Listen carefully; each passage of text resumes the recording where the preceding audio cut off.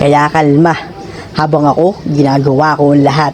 Paghuhugas ng pinggan, naglalaba, nagsasaing. Kaya huwag mo ko turuan na magsampay pa. Kaya sa kaliwa, sa kanan, epyo ka. Kaya mo naman, bakit tinagawa mo pa?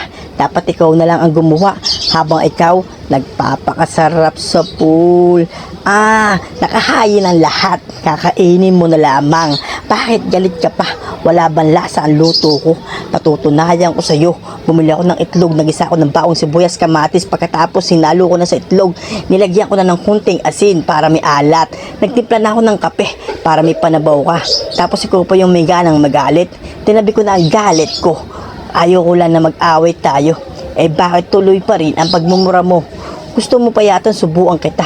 Nakaupo, may malamig na tubig para di ka na mabulunan sa oras ng kagipitan. Ang layo mo kasi sa akin, kaya di kita matulungan.